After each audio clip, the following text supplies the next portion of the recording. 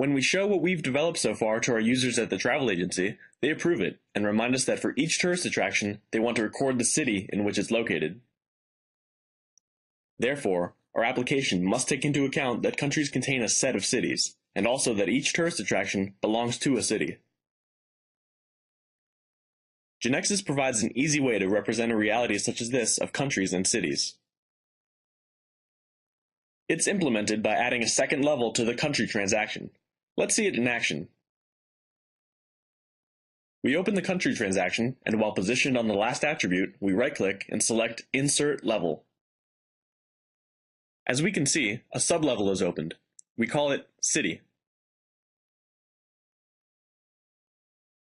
Now, there are two possible ways to name the attributes on the second level. If we type a period, we see that GeneXus suggests country city as prefix. That is to say, the transaction name plus the second level name. We would only have to complete the attribute name in this way.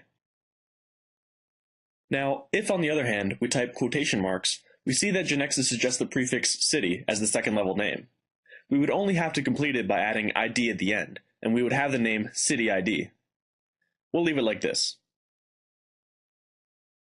Note that it takes the ID domain, and in the next line, we also type quotation marks and complete the attribute name with name. This two-level transaction indicates that each country has several cities, and that each city belongs to only one country. We save the changes, and note how GeneXus has changed the web form for this transaction after creating a second level with cities. As we can see, for each country now we can enter a group of cities. Now let's go back to the transaction structure. For every two-level transaction, GeneXus determines that it has to create two physical tables. One table arises from the first level, in this case to record the countries, with country ID primary key. And another physical table associated with the second level, which in this case is used to record the cities in each country. Let's focus on the primary key of the second table that'll be created. It's composed of two attributes, country ID and city ID.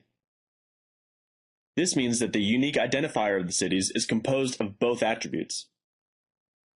Let's execute the application to see this. We press F5.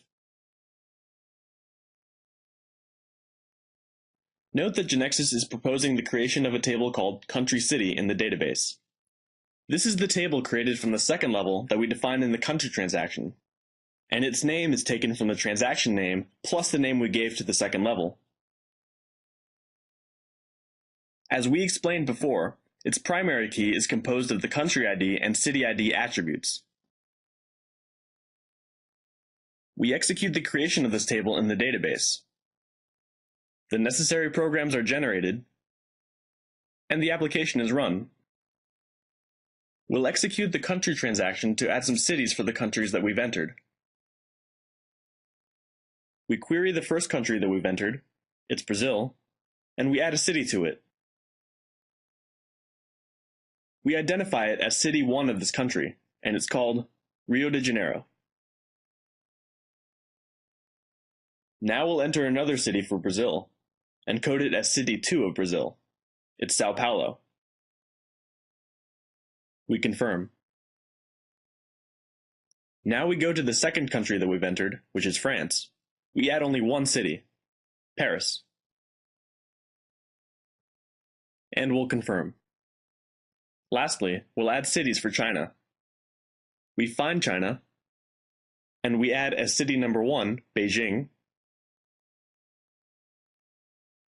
as city number 2, Shanghai, and as city number 3, Hong Kong. We confirm. As we can see, different countries can have their cities identified as number 1, 2, or 3 respectively, because cities are not only identified by their city number, but they're also identified according to the country to which they belong. Note that for the same country, the city identifier value cannot be repeated. The application informs us that this country already has a city with this identifier value. Now let's go back to GeneXus and assign a city to each attraction. We open the attraction transaction and add a new attribute. We type C and choose City ID. We press Enter to add another attribute and choose City Name. Back at the travel agency, we were told that the attraction city must give the option to not set it. To meet this request, in City ID, we'll set the nullable property to Yes. As we've said before, this property is only set to Yes for foreign keys, because in this case, the referenced value is checked for existence. This is the way to also enable the value to not be set. We save the changes and press F5. We're informed that the attraction table needs to be converted by adding the City ID attribute, which can be left unset. We'll proceed to reorganize it.